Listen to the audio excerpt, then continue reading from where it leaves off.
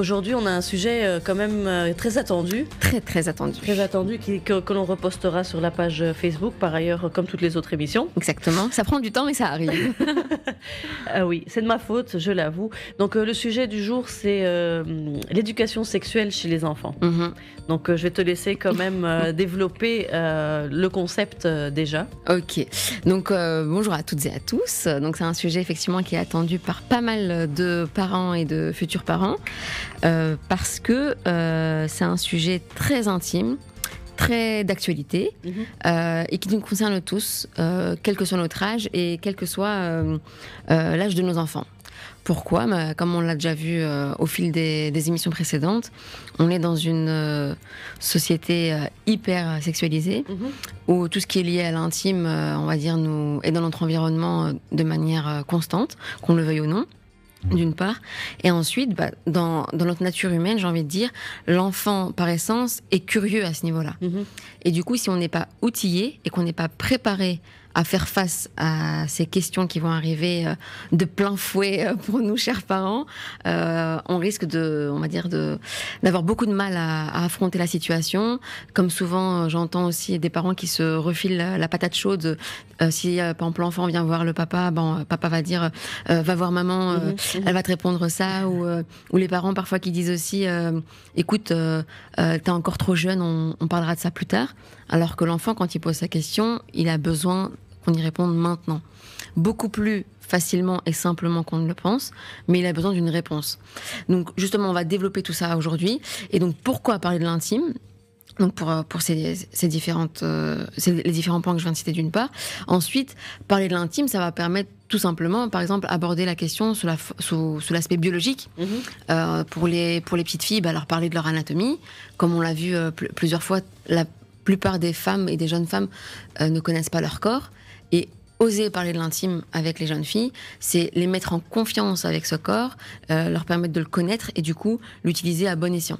Maintenant, moi, j'ai une petite question. Peut-être que je pose la question un petit peu trop tôt parce que tu parles des jeunes filles et tout ça.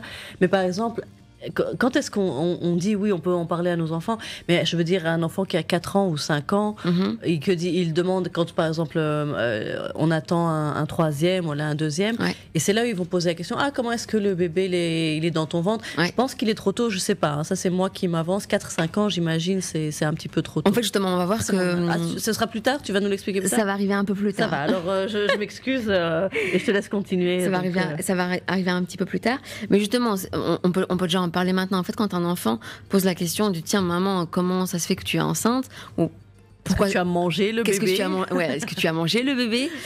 Comment est-ce qu'il est arrivé là ? Comment est-ce qu'il va sortir aussi ? C'est une question qui est posée et qui est logique en fait. Oui. Et on se rend compte en fait à quel point les enfants sont d'une logique incroyable. Et nous, on perd les moyens parce que ça nous renvoie toujours à notre malaise et notre mal-être vis-à-vis de la sexualité. Or, à ce moment-là, l'enfant, quand il pose la question du comment est-ce que tu es enceinte, comment est-ce que tu arrives à être enceinte, ou comment est-ce que la voisine est enceinte, ou une autre femme, en fait, la question, qui est derrière, quand on creuse un petit peu, c'est d'où est-ce qu'on vient ? C'est l'origine de la vie. Oui. Et on se rend compte à quel point, en fait, les enfants sont curieux à ce niveau-là. Oui, mais l'origine de la vie, c'est Dieu. Et donc, comment est-ce que le bébé, il est venu de chez Dieu au ventre de maman ? Justement, alors, déjà, il faut que nous, on comprenne le mécanisme. Donc, en général, il est compris, le mécanisme. J'espère. J'espère, aussi pour nos auditeurs. Mais en tout cas, ce dont les enfants ont envie, ce que les enfants ont envie de savoir, c'est d'où on vient.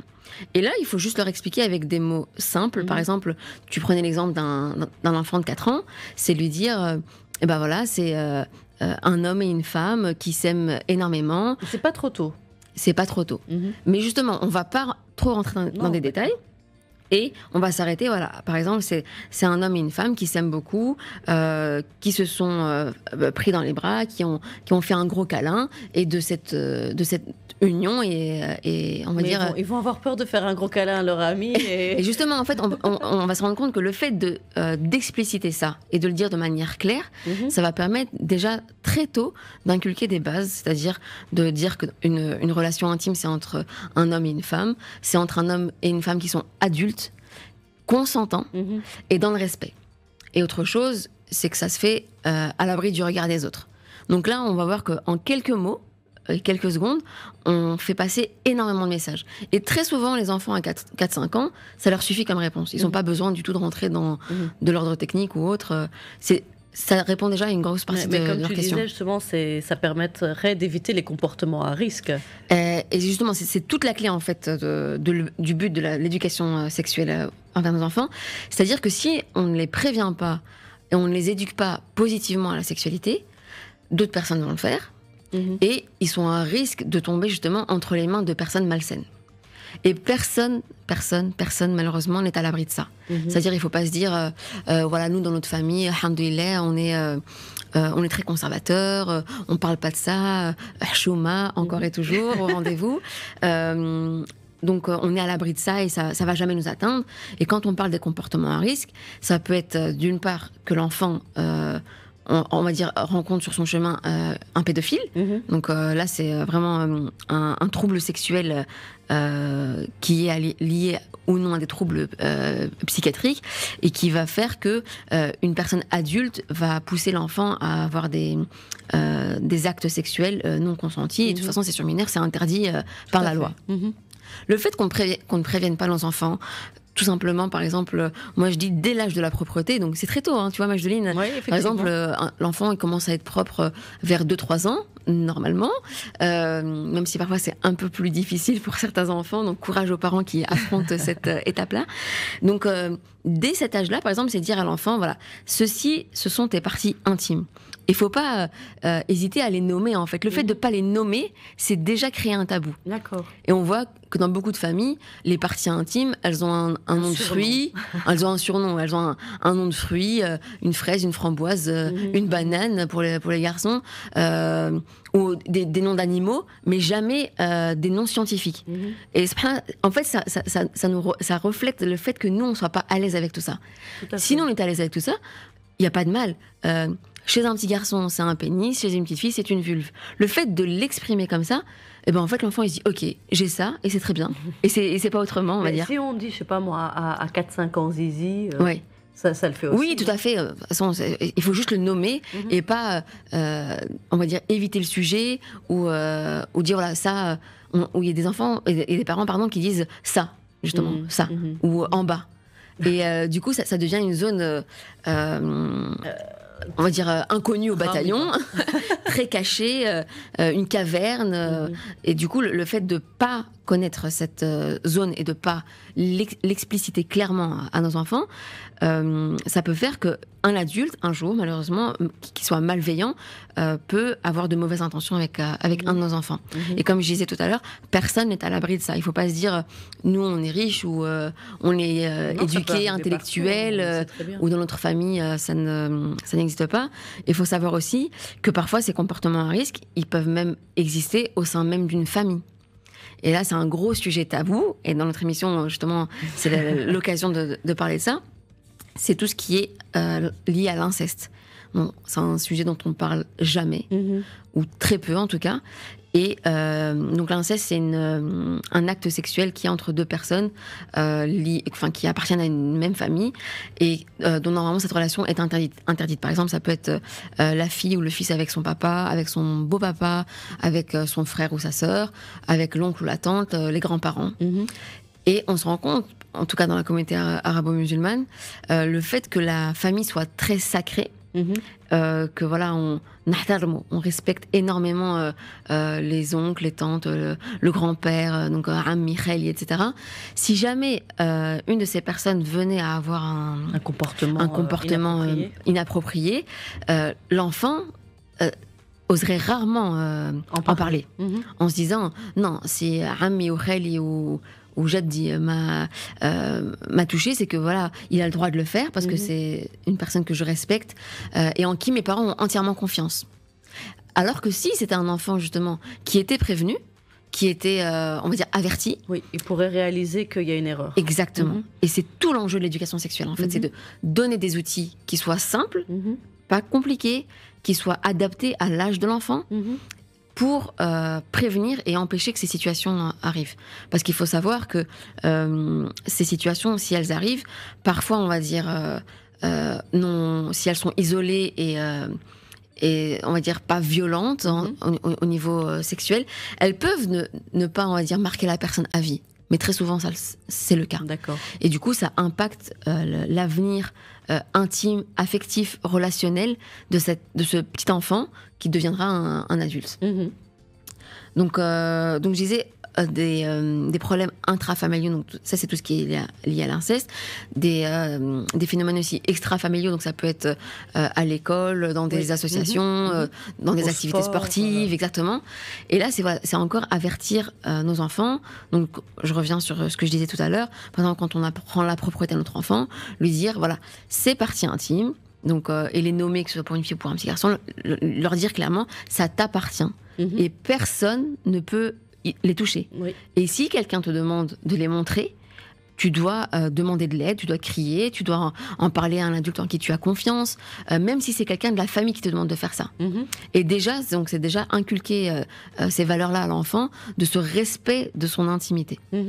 Donc, ça commence assez tôt à l'âge de la propreté. Il ne faut pas hésiter à en reparler. Par exemple, tiens, à l'école, parce que ça c'est un truc qui personnellement m'étonne, me choque aussi, c'est que tous les enfants font leurs besoins dans une toilette commune. Donc les petites filles avec les petits garçons, donc souvent les uns voient les parties intimes des autres, et là il peut déjà y avoir des discussions et des échanges entre eux de manière innocente. C'est-à-dire que même si des enfants en arrivent à cet âge-là à, par exemple, voir les parties intimes de l'un et de l'autre, c'est par curiosité uniquement, et c'est de manière innocente. C'est-à-dire qu'à cet âge-là, tous les comportements sexuels, en temps normal, s'il n'y a pas eu justement d'abus, d'inceste ou autre, et qu'il n'y a pas de comportements anormaux au sein de la famille, tous ces comportements-là, en fait, sont normaux parce qu'ils sont dénués de fantasmes sexuels. Exact. Donc, par exemple, ce que j'entends aussi parfois, c'est une maman qui me dit « Oh là là, mon fils, il a toujours sa main dans son slip. » Et donc, elle lui dit « C'est sale. » Le fait de lui dire ça, en fait, c'est parce que elle, ça la perturbe de se dire « Tiens, mon enfant, il est en train de se caresser. » Alors que c'est pas du tout le cas. Il est juste en train de toucher ses parties intimes, comme s'il était en train de se toucher l'oreille, de se toucher l'orteil, peu importe. C'est juste de la curiosité, mais c'est pas du tout lié à une envie sexuelle. Donc voilà, donc cette éducation sexuelle, elle commence très tôt et elle a différents objectifs, comme je viens d'en citer certains. Et il faut se dire aussi que quand nos enfants, et je le souhaite à personne, rencontrent sur leur chemin des personnes malveillantes, ces personnes malveillantes, elles sont très manipulatrices.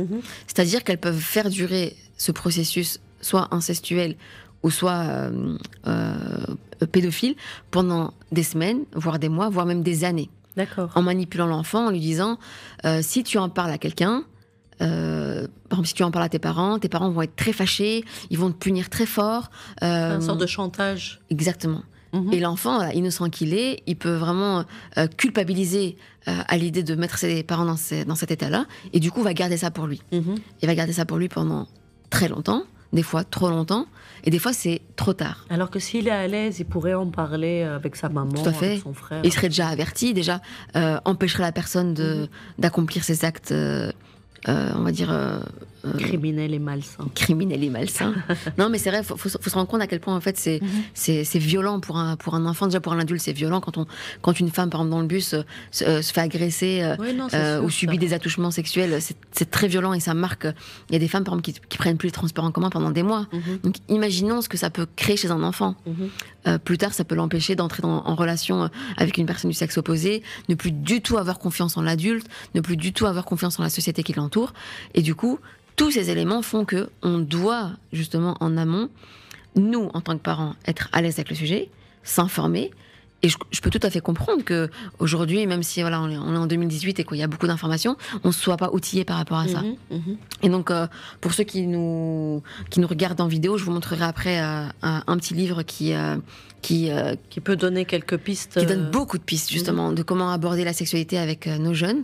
Et c'est vraiment une mine d'or qu'il faut explorer en tant que parents pour le bien-être de nos enfants. Une autre des raisons pour lesquelles il faut parler d'éducation sexuelle avec nos enfants, c'est le fait que si on ne répond pas, nous, à leurs questions, ils risquent par curiosité, et curiosité on va dire saine au départ, d'aller chercher ces réponses-là sur Internet notamment. Et on sait qu'aujourd'hui, à l'ère des smartphones et des tablettes, etc., dans tous les foyers, on a accès à Internet. Sur Internet, on trouve de tout et de n'importe quoi, des choses très saines et des choses très malsaines malheureusement. Et on se rend compte de quoi? C'est que ces dernières années, en tout cas c'est même 20 dernières années, il y a eu de plus en plus d'accès à la pornographie, de plus en plus tôt. Il y avait des études qui ont montré que à 12 ans, plus de 80% des jeunes avaient regardé du contenu pornographique. C'est tôt quand même. C'est tôt et c'est énorme surtout. Oui, donc parfois il y a des parents qui me disent ah non mais t'inquiète pas, mon enfant je le surveille et je sais très bien que c'est pas son genre. J'espère du plus profond de mon cœur que c'est le cas. Le problème c'est que c'est limite devenu inévitable. Parce que justement à l'école ils peuvent se montrer des images, ils peuvent se montrer des vidéos. Au début comme je disais c'est par curiosité et au fur et à mesure ça devient limite un besoin. Et du coup, là, il faut parler de ça et empêcher nos enfants de devenir des consommateurs de ce type de contenu, parce que c'est néfaste d'une part, parce que c'est illicite deuxièmement, parce que c'est vulgaire troisièmement, et parce qu'en fait, ça va bousiller leur cerveau. C'est-à-dire que ça va leur donner de mauvaises images quant à la sexualité d'ordre général, quant au rôle on va dire aux relations entre les hommes et les femmes, et ça risque de les marquer à vie pour leur intimité à l'avenir. Du coup, c'est vraiment le fait d'empêcher qu'il y ait l'accès à ce contenu pornographique et sur du plus long terme que ça devienne même une addiction. On se rend compte aujourd'hui qu'il y a de plus en plus de jeunes addicts à la pornographie. Et ça, on peut y remédier en agissant très tôt et en éduquant de manière positive nos enfants à la sexualité. Donc, pourquoi est-ce qu'en général les parents ne parlent pas d'intimité à leurs enfants Majdeline, c'était la question suivante. Voilà. Non, parce que je pense au contenu illicite, mais je me dis, la question que je voulais te poser, je te la poserai un petit peu plus tard. C'est pour ça que j'avais ce regard un peu dans le vague. À ton rythme. Donc, non, parce que j'ai peur d'aller un peu trop vite dans mes questions. Pas de souci. Mais justement, pourquoi est-ce qu'on n'en parle pas? Enfin, tu viens de poser la question. Pourquoi est-ce qu'on n'en parle pas? On n'en parle pas. Évidemment. Bien sûr, la chouma, quand nous, en tant que parents, on n'est pas du tout à l'aise avec la question de l'intime, on va jamais de nous-mêmes lancer le sujet. Et si jamais le sujet vient de la part de nos enfants, c'est-à-dire qu'ils viennent nous voir avec leurs questions, comme je disais tout à l'heure, on va se refiler la patate chaude avec notre conjoint et dire va voir ton papa ou va voir ta maman. Et si c'est pas, on répondra à ça plus tard. Donc le fait que nous on soit pas à l'aise d'une part. Ensuite, parfois la chouma nous a tellement imprégné cette fameuse cette fameuse honte, pudibonderie. Voilà, être pudique. C'est la pudeur excessive. On va vraiment dire non, c'est haram, on parle pas de ça chez nous. Comme si il y avait Françoise Dolto, donc qui est une grande psychologue, qui a dit le fait que l'intimité et la sexualité soient tabous dans beaucoup de foyers, on peut se demander si un enfant est né d'une relation d'amour ou d'une faute. Aussi, carrément. Carrément. D'accord. C'est-à-dire que le fait de jamais oser parler d'intimité, au bout d'un moment, on va se dire finalement, qu'est-ce que mes parents font, d'une part, et deuxièmement, s'ils font quelque chose, en fait, est-ce qu'ils le font pas juste pour le faire, et est-ce que c'est pas mal ce qu'ils font? Et du coup, toujours associer encore l'intime à quelque chose de négatif, à quelque chose de douloureux, à quelque chose d'interdit, et qui va nous suivre tout au long de notre vie. Quand on a des parents qui malheureusement ont grandi dans ce contexte-là de chemin, il faut déjà faire un travail avec les parents. Donc j'avais fait il y a quelques années un atelier avec des parents pour parler justement de comment aborder l'intimité avec les enfants. Et j'ai vite vu que d'abord il y avait un travail à faire avec les parents pour les déstresser, refaire descendre la pression et leur dire en fait, il y a aucun mal à parler de ça. C'est pas incompatible avec notre condition humaine et avec notre état, on va dire le fait qu'on soit musulman. Il y a beaucoup de personnes qui pensent que islam et sexualité vont pas ensemble dans une même phrase, alors qu'au contraire, la sexualité, elle est prônée tant qu'elle est dans le cadre du mariage. Voilà, exactement. Et c'est important de le rappeler. Donc voilà. Donc je disais tout à l'heure la fameuse question du pourquoi est-ce qu'on fait des bébés. Dès qu'elle arrive, il faut saisir la perche et répondre de manière claire et simple à nos enfants. Est-ce que tu as ta question maintenant, Majdi? Non, c'est juste après. Ok. Mais donc là, tu nous as vraiment dit pourquoi est-ce qu'on ne veut pas trop en parler avec les enfants. Mais je crois qu'il manque une petite clé que tu n'as pas donnée. Peut-être c'est parce qu'on ne sait pas comment en parler avec nos enfants. Donc c'est aussi une des raisons pour lesquelles on n'en parle pas, parce que déjà on se dit à quel âge on va en parler, comment on va pouvoir aborder le sujet, et c'est justement là où tu vas nous donner des pistes par rapport à ça, parce qu'on ne sait pas trop, est-ce qu'on en parle déjà de prime abord, ou là on attend que ça soit appris à l'école, ou là on attend qu'il pose des questions à quelqu'un d'autre. Bon, je disais tout à l'heure, l'idéal c'est d'attendre que les questions viennent d'elles-mêmes. D'accord. Donc on peut attendre. Après, il y a des enfants qui vont pas oser aborder ces sujets-là parce que de manière indirecte, ils ont senti cet interdit ou cette gêne liée à ces sujets de l'intime. Mais si les questions viennent, il faut vraiment saisir la perche, comme je disais. Et je disais, utiliser un vocabulaire simple. D'accord. Répondre de manière claire sans vouloir trop développer. Limite dire, pour le reste, je t'expliquerai plus tard. Mais au moins répondre à une partie des attentes de l'enfant et pas le laisser dans le vide. Dans le sens où, encore une fois, si on n'y répond pas, il va se dire peut-être, est-ce que c'est normal que moi je me pose ces questions-là? Est-ce que finalement c'est pas quelque chose de pas bien? Est-ce que exactement. Est-ce que moi je suis malsain parce que j'y pense? Exactement. Si mes copains à l'école me parlent de ça, est-ce que je dois en parler à mes parents parce que peut-être que mes parents ils vont mal le prendre? Et là, c'est tout doucement en fait instaurer un climat de confiance avec nos enfants et leur expliquer que au-delà d'être parents, on est des compagnons pour eux, des amis entre guillemets, dans une certaine mesure. Mourchidine. Comment? Mourchidine. Donc dans une certaine mesure, et c'est-à-dire qu'ils peuvent nous faire confiance et oser parler avec nous de tout ce qui leur traverse l'esprit et qu'on ne va pas avoir de jugement émis vis-à-vis de ce qu'il pense. C'est très très important. À partir du moment où l'enfant a conscientisé ces points-là, il va être, on va dire, c'est comme s'il avait enlevé un poids de ses épaules, et dès qu'il a un petit souci ou une inquiétude ou quoi, il va oser se confier à ses parents. Et comme on l'a dit tout à l'heure, c'est-à-dire que si jamais sur son chemin il y a une personne malveillante, il va oser se confier à ses parents. Alors que si on est dans un climat de terreur, de chouma maladive et au contraire, ils vont croire que c'est de sa faute aussi. Il peut culpabiliser. Il y avait des témoignages où, comme souvent malheureusement, les victimes culpabilisent. C'est comme des femmes qui ont subi des viols, malheureusement. Dans une première partie de la prise en charge, on se rend compte que ce sont des femmes qui vont dire « mais si j'étais pas là ce jour-là, ça ne serait pas arrivé. Si j'étais pas habillée comme ça ne serait pas arrivé. Si je n'avais pas regardé, c'est de ma faute. J'ai dû faire quelque chose qui a attisé le désir sexuel chez l'autre personne, alors que pas du tout. Et encore une fois, c'est déculpabiliser nos enfants si un tel comportement arrive et leur dire si tu as subi un abus sexuel, un attouchement sexuel, c'est en aucun cas de ta faute. Il faut toujours se rappeler que les enfants sont victimes de ces comportements-là. Et on ne peut pas, comme malheureusement on l'entend parfois dans certaines familles, fermer les yeux sur ce que des enfants rapportent en se disant non, c'est chouma, dans la famille ça va faire ça va être la honte générale, comme si ce que pensent les gens était plus important que le bien-être de nos enfants. Et là, on revient encore une fois à une chose fondamentale, c'est l'objectif premier, c'est avoir des enfants heureux, épanouis, pour des adultes plus tard heureux et épanouis. À partir du moment où on fait passer le bien-être des adultes, ou du candidaton, de ce que clémenness, etc., avant ce bien-être-là, c'est qu'on est à côté de la plaque.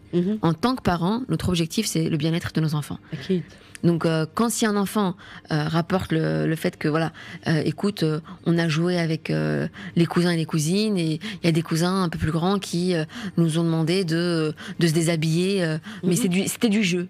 Oui. Et on s'en rend pas compte, hein, tu sais, moi je dis, mais on va dire vraiment dans les prises en charge qu'on a, en tout cas en tant que sexologue, et mes amis et collègues psychologues aussi le rapporteront, c'est que il y a pour certaines personnes, ça a commencé par du jeu. Et petit à petit, ça en est arrivé à des abus sexuels. C'est-à-dire, ça peut être des enfants, filles et garçons, qui ont été abusés sexuellement. Et quand ils rapportent ça à leurs parents, on leur dit non mais ça c'est des mensonges, tu ramènes ça de nulle part, on te croit pas. Donc déjà l'enfant a eu une première souffrance, le fait d'être abusé, et ensuite le fait de ne pas avoir le soutien, soutien et réconfort auprès de sa famille. Qui plus est auprès de ses parents. C'est-à-dire qu'il y a les personnes qui sont censées les protéger. Les protéger. Donc là, il n'y aura plus du tout, voire jamais, vraiment de confiance en l'adulte. Et c'est-à-dire que donc, tout ça, c'est-à-dire, je disais tout à l'heure, répondre à leurs questions, ne pas trop développer, montrer qu'on est à l'aise avec le sujet. Ça permet à l'enfant de déstresser, de se dire, voilà, papa et maman, voilà, ils sont à l'aise avec ça, il n'y a pas de honte, on en je vais parle. pas être punie parce que je non, du tout. Ou quoi. Donc vraiment, comme tu dis, être à l'aise avec ça. Comment aborder le sujet de l'éducation sexuelle, de l'intime, toutes ces petites questions avec nos enfants et nos plus jeunes enfants aussi, parce que comme on a dit, ça peut commencer très jeune. Très. Et ta première approche, on va dire, c'est quand même d'attendre qu'ils viennent nous questionner, de pas débarquer à 3 ans en leur disant allez, bon, aujourd'hui, c'est le cours, le cours anti-Hachoma. Donc vraiment attendre qu'ils aient ce processus, qu'ils se posent eux-mêmes la question. Et puis le fait qu'ils nous posent la question, c'est que ça veut dire que c'est quand même assez innocent. Ouais. Et que finalement, ils sont eux aussi à l'aise avec ça. Tout à fait. Donc on se rend compte très tôt que les enfants n'ont aucun problème avec la sexualité. Mais c'est si ils ressentent une gêne de la part de leurs parents ou de la part de l'environnement familial, amical, etc. Ils vont peut-être se dire, ah bah écoute, avant de poser cette question, réfléchis à 2 fois parce que chez nous, entre guillemets, ça se fait pas, on parle pas de ça, etc. Mais à la base, tout être est ouvert à l'éducation intime. Hein. Donc, d'autres pistes pour parler de l'intimité, c'est très souvent, bah voilà, laisser les mamans parler avec les filles et les papas avec les garçons. Oui. Le fait que c'est important. C'est plus facile en règle générale. D'accord. C'est parce que là, on se réfère à une personne du même sexe et du coup, on va se dire, elle va plus me comprendre. Mais si par exemple, je sais pas moi, c'est un couple divorcé où le père n'est pas là, comment est-ce qu'on trouve une autre figure? On peut trouver une autre figure. Donc, on s'occupe nous-mêmes de leur. Si on est à l'aise avec ça, avec l'enfant, en ressent le besoin et on va dire est à l'aise lui-même avec le fait d'en parler avec, par exemple, si c'est un garçon qui soit à l'aise avec le fait d'en parler avec sa maman, pourquoi pas? Mais s'il y a une gêne et ça peut être compréhensible surtout à la puberté, donner on va dire la main, donner la main et cette mission à un oncle ou à une tante, voilà, ou un éducateur à l'école ou un prof. Ça peut vraiment être aussi une personne externe à la famille. Exactement. Donc il y a ce premier point. Ensuite, faut savoir qu'il y a un numéro en Belgique qui est le 103. D'accord. C'est un numéro d'écoute qui est gratuit. D'accord. Et ça permet à nos enfants, si jamais ils ont des questions et qu'ils sont pas à l'aise pour en parler avec nous, ou à l'école, ou qu'ils ont vu un comportement inapproprié, qui se posent des questions, qui malheureusement ont eux-mêmes subi des attouchements, ils peuvent appeler. Donc c'est ouvert, je crois que c'est de 8h à 21h ou 22h même. C'est gratuit et c'est anonyme. Et c'est leur dire, voilà, si jamais tu as des questions, qu'il y a quelque chose qui n'est pas normal, tu te demandes est-ce que je dois en parler ou pas, etc., tu peux déjà appeler ce numéro-là, quelqu'un de confiance va t'écouter et te guider. Et c'est anonyme ou... C'est anonyme. C'est anonyme, c'est anonyme et gratuit. Et c'est pour jusqu'à n'importe... Il n'y a pas de limite d'âge on dit que c'est pour les enfants et les adolescents. Après, voilà, s'il y a un adulte qui appelle, je pense qu'il sera référé à un autre Donc service. Un jeune peut appeler tout à fait. Si il se sent... Enfin, pour n'importe quelle question ou bien... C'est vraiment des questions liées à l'intime, relationnel et à l'affectif. Mais je veux dire, c'est pas nécessairement s'il a subi des attouchements. Non. C'est vraiment même s'il a... Bon, après, ils vont pas lui faire des cours de biologie. Non, forcément. Mais ce que je veux dire, c'est que, je sais pas moi, il a des soucis et... Enfin, je sais pas, il n'ose pas en parler avec oui, ça peut être mère, exactement. Donc ça peut être aussi, par exemple, lié à des problèmes de pression psychologique à la maison, des problèmes de relations intrafamiliales. Ça peut tout ce qui est lié à ces relations humaines et à relations intimes. Donc tu peux rappeler le numéro? Le 103. Et ça s'appelle même d'un téléphone, 103, tu penses? 103, oui, c'est comme si tu appelais le 112 pour les urgences, quoi. Donc, très bien, merci pour cette donc pas de souci, toujours là à votre service. Donc je disais, si on se sent pas d'attaque, référer la mission à quelqu'un d'autre de la famille. Et puis, donc comme je disais tout à l'heure, il y a un super livre, donc pour ceux qui nous regardent. Donc c'est un livre de Amira Nassi. Oui. C'est une sexologue française. Et le livre s'appelle « Les petits musulmans se posent aussi des questions sur la sexualité ». C'est un super ouvrage qui est destiné aux 9-11 ans. Oui. Donc c'est peut-être un peu plus tard. Mais on va dire en général Vers 4-5 ans, il y a la question du comment est-ce qu'on fait les bébés, d'où est-ce qu'on vient, qui est là. Et ça, c'est pour que les jeunes le lisent ou c'est à nous de le lire et de transmettre? Ça se passe C'est les deux. On peut le lire nous en tant que parents et du coup, on est plus à l'aise pour aborder le sujet. Ou alors, on va dire, le déposer gentiment sur la table basse dans le salon, susciter la curiosité chez nos enfants et, on va dire, les inviter à lire un chapitre puis un autre. Ça va vraiment du combien de temps. C'est une bonne entrée en la matière. Comment? C'est une bonne façon aussi de. Ouais, tout à fait. C'est une manière très douce de rentrer dans la matière. Il n'y a aucun dessin choquant. C'est un livre qui est très illustré, donc c'est très agréable à lire, très facile d'accès. Il y a des mots scientifiques, il y a aussi un peu de religieux. C'est un livre qui est très rassurant et très éducatif. Vraiment, donc un super travail qu'Amira Nassi a fait. Et on peut le trouver partout en librairie? On peut le trouver sur Internet, donc c'est sur quelques mots de l'intime, et on peut le trouver dans certaines librairies à Bruxelles. D'accord. Donc ça, c'est pour ceux qui veulent s'aider ou trouver des outils. Ouais. S'ils n'ont pas écouté toute l'émission, ils peuvent se récupérer donc sur ce livre d'Amira Nassi. C'est ça. Les petits musulmans se posent aussi des questions sur la sexualité et c'est pour les 9-11 ans. Ouais. Mais donc là, on a un peu parlé de comment, aussi un petit peu quand, mais maintenant on va poser la question de quel sujet aborder parce que c'est assez vaste quand même et ils peuvent poser des questions, ils peuvent parler que de grossesse ou que de... Enfin, quand ils sont un peu plus grands, ils vont plutôt penser à la puberté, la puberté, l'attirance et tout ça. Donc, quels sont les sujets qu'on va aborder? Donc voilà, par rapport à... un des points à aborder, donc il y a tout ce qui est lié à la grossesse. Donc je disais tout à l'heure en début d'émission, c'est dire que une grossesse a lieu suite à un rapport sexuel entre un homme et une femme, adulte et consentant. C'est trois éléments qui sont très importants. Donc leur parler par exemple du développement de l'enfant, ça peut être très illustré, parler au début de petites cellules, puis ça devient un embryon, puis c'est un fœtus, expliquer que le bébé ne respire pas comme nous, qu'il y a le placenta, qu'il y a le cordon ombilical, plein de petites choses qui vraiment répondent à leur curiosité et qui sont simples et accessibles de tous. Ensuite, dès qu'on va approcher de la puberté, c'est déjà oser parler des règles aux petites filles. Donc, comme on le sait tous, on voit à la télé des publicités pour des protections intimes et on voit souvent, enfin c'est tout le temps même, du liquide bleu qui est versé sur ces protections intimes. Pourquoi ? Parce qu'il y a un gros tabou par rapport à ça. On se rend compte que même dans le monde des médias, c'est fou, hein, même il y a une grande ambivalence. On va dire que c'est une sexualité hyper sexualisée, mais on entretient encore beaucoup de tabous. Tu vois, c'est fou hein, quand même. Donc dire, ok, on a pris du liquide bleu à la télé pour que ça passe mieux que du liquide rouge. Oui, c'est vrai. Pourquoi c'est encore faire croire que, comme si c'était gênant et mal et sale d'avoir du sang. Donc, parler de l'apparition des règles qui vont arriver, leur dire que c'est normal. Oui. C'est le système de reproduction qui se met en route. Et du coup, aussi, que la fille devient capable d'être enceinte. Et donc là, c'est... on va dire des avertissements aussi, c'est-à-dire que c'est plus juste du jeu ou quoi, c'est-à-dire que il y a des risques entre guillemets, il faut pas le prendre de manière négative, hein, parce que tomber enceinte c'est pas un risque en soi, mais quand on est jeune, oui. Donc c'est avertir sur cette fonction-là et les rassurer. Et leur dire que ça va être chaque mois et que en parallèle de ces règles, il peut y avoir un changement d'humeur et que c'est normal. Donc c'est bien d'en parler avant que les premières règles n'arrivent pour que la fille soit à l'aise. Je pense que le système scolaire déjà en parle assez tôt, non ? Ils en parlent, ça dépend des écoles aussi. D'accord. On en parle de manière plus ou moins aisée et c'est plus ou moins reçu comme message. C'est-à-dire que si l'enfant vient d'une famille où tout est chemin, ça peut être un cours qui est complètement mis de côté pour l'enfant. Oui. C'est-à-dire qu'il est là physiquement, mais l'enfant n'écoute rien. Parce que chez nous, on parle pas de ça.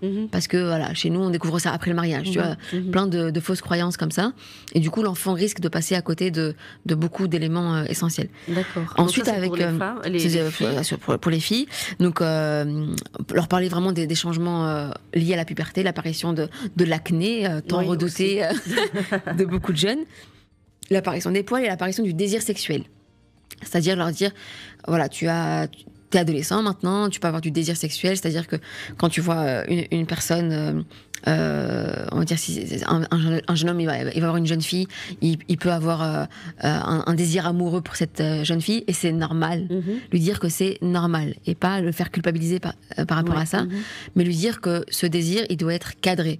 C'est-à-dire que à la différence des animaux, nous sommes des humains, et on répond pas instinctivement à nos pulsions.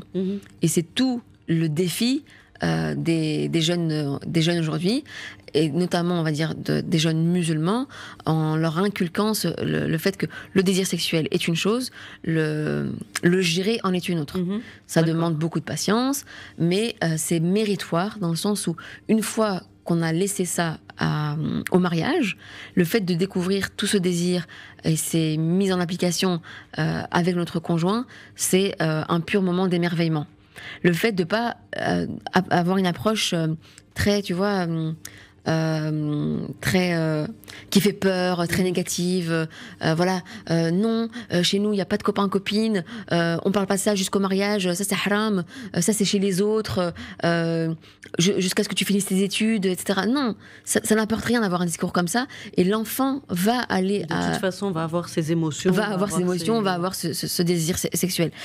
Une chose aussi, c'est par exemple, là on est dans Shahr Ramadan, c'est de profiter de ces occasions pour expliquer ces points-là. D'accord. C'est-à-dire que on peut dire, voilà, donc il y a des personnes qui doivent jeûner, d'autres qui sont abstenues de jeûner. Et par exemple, les jeunes filles qui ont leurs règles, elles ne jeûnent pas.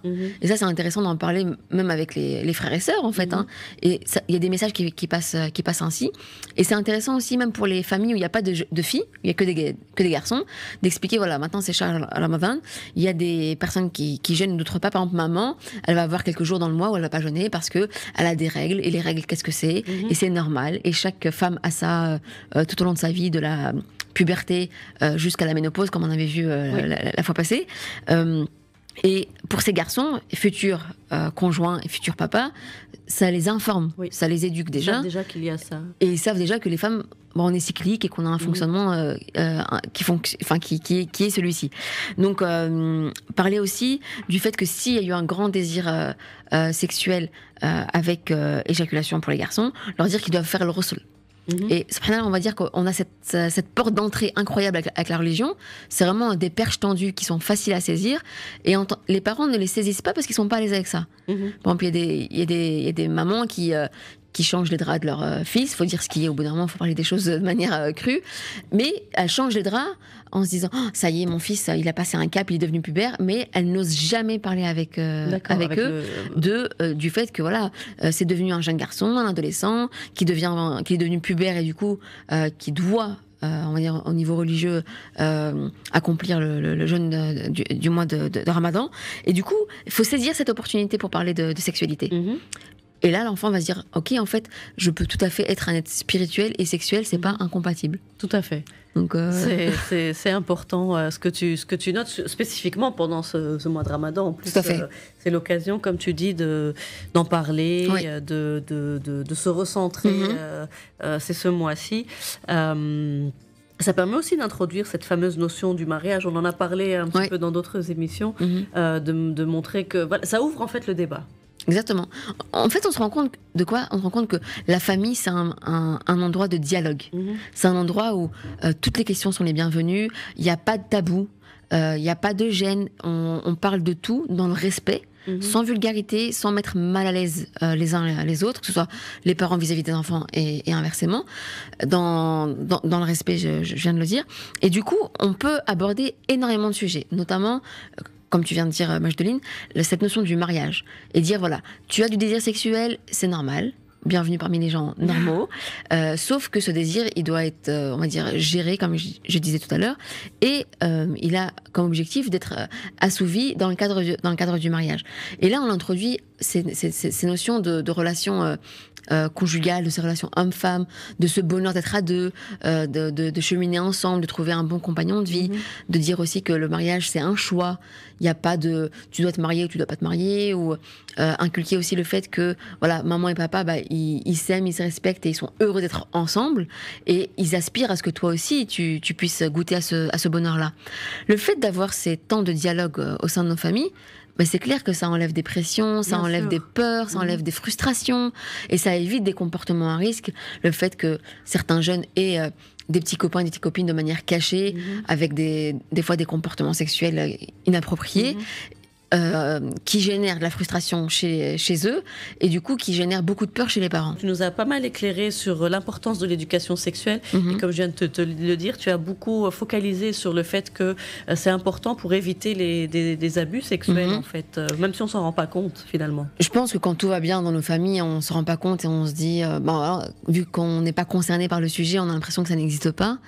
Mais malheureusement, pour travailler dans ce milieu et côtoyer des patients qui ont souffert d'abus sexuels et voir les dégâts qui sont encore présents chez eux des années, voire des décennies après les faits, je me dis non, on doit agir en amont et on doit prévenir les parents pour qu'ils soient eux outillés, pour qu'ils puissent outiller leurs enfants, pour qu'ils soient avertis, et du coup empêcher les personnes malveillantes d'arriver à leur fin. Donc ça, c'est un des côtés négatifs, mais il y a aussi tout le côté positif de l'éducation sexuelle. Tout à fait.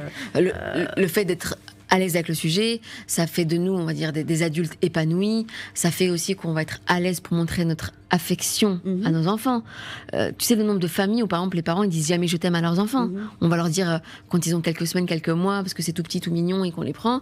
Mais trouver franchement des parents qui prennent leurs adolescents dans les bras et leur dire je t'aime ma fille, je t'aime mon fils, ça court pas les rues. Hein. Non, c'est rare. C'est rare parce que justement on a instauré cette gêne en se disant ah non, moi j'arrive pas avec mes enfants à leur dire je t'aime. Je leur montre au quotidien. Hein. Je leur fais un bon couscous, je leur fais leur tartine le matin pour aller au travail et pour aller à l'école et je leur achète ce qu'ils veulent. Mais c'est pas ça.